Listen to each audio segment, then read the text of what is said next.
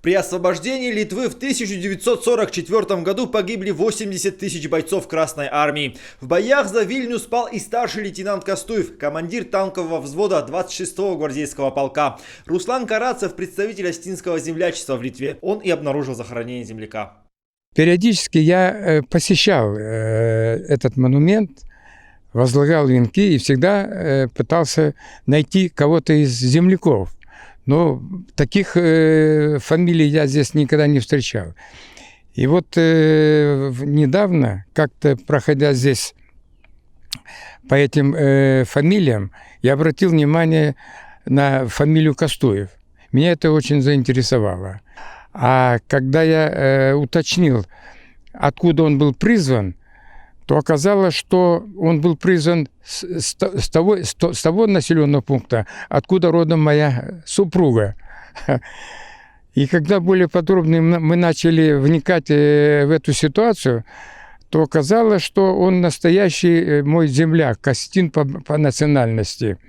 Руслан Карацев говорит, Осетия должна знать своих героев, намерен и дальше искать имена павших осетин на литовской земле. К слову, все захоронения советских воинов облагорожены, за ними постоянно ухаживают и местные жители, и представители российского посольства.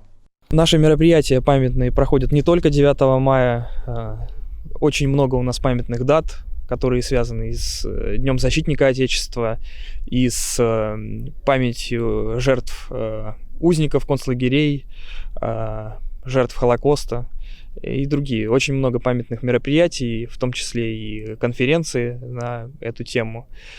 Ну и, конечно, здесь при освобождении нынешней территории Литвы погибло множество советских воинов, и все они были разных национальностей, из разных уголков Советского Союза. Не прекращаются и поиски останков тех солдат, которые остались на поле боя. Перезахоронение павших воинов проводится регулярно.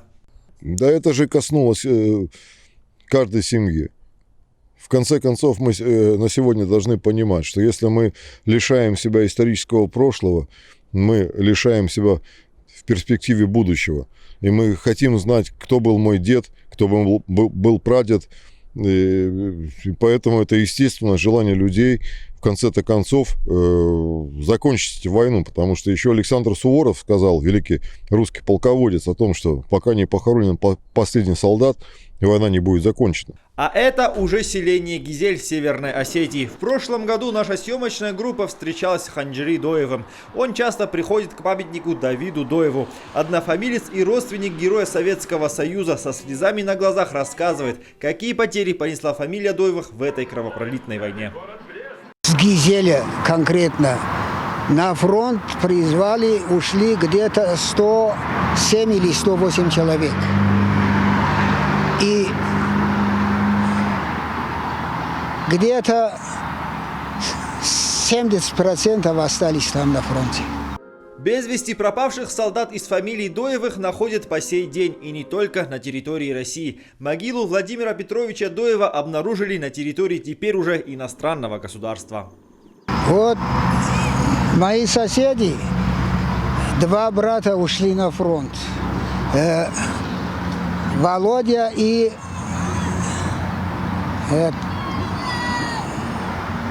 Валентин. Они не знали, где что, куда они делись.